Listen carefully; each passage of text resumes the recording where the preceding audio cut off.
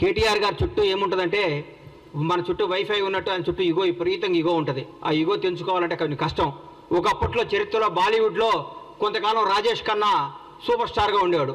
ఆయన సినిమాలు ఫ్లాప్ అవుతున్నా కానీ ఆయన సూపర్ స్టార్ అనే భ్రమలో పెట్టారని పక్కన జనం అందరూ ఆయన్ని.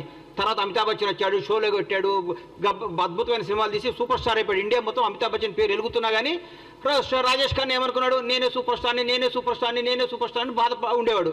ఒక 10 ఏళ్ల తర్వాత ఏందయ్యా నా దగ్గరికి ఎవరు జనం వస్తలేరంటే, సార్ మీరు 10 ఏళ్ల ముందే మీరు సూపర్ స్టార్ పోయింది సార్, అమితాబ్ బచ్చన్ ఒక ఆయన వచ్చి సూపర్ స్టార్ అయిపోయాడు అని చెప్పుకుంటే అప్పుడు షాక్ తిన్నాడు. అట్లా ఇప్పుడు కేటీఆర్ గారు ఒక భ్రమలో ఉన్నాడు.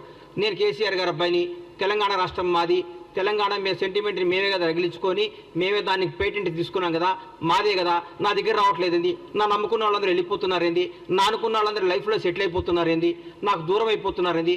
మానసిక శోభ. పగోడుకు కూడా ఆయనకు వచ్చిన కష్టం రాకూడదు, పగోడుకు కూడా కేటీఆర్కి వచ్చిన కష్టాలు రాకూడదు అని కోరుకుంటున్నా.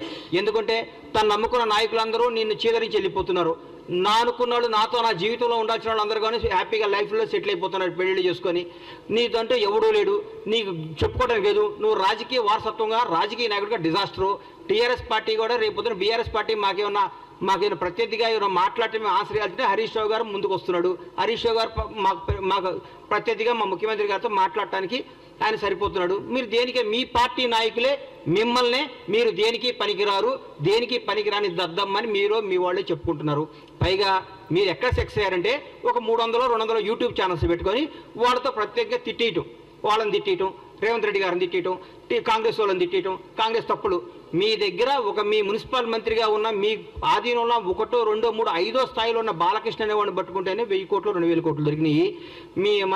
ఆయన ఏంది ఆయన ఆఫీసర్ పేరు ఏంది, మన ఔటర్ రింగ్ రోడ్డు మన కారు రేసులు ఇచ్చిన ఆయన కారు మన అరవింద్ కుమార్ గారే డైరెక్ట్గా చెప్పాడు, నువ్వు కేటీఆర్ గారు ఇవ్వమంటే నేను డబ్బులు ఇచ్చాను. మీరు రాబోయే రోజుల్లో ఇంకా ఇంకా ఇంకా ఇంకా ఇంకా కష్టాలు తెచ్చుకొని మీరు చేసిన పాపాలు కడుక్కోవటమే మీ జీవితం స్మాష్ అయిపోయింది.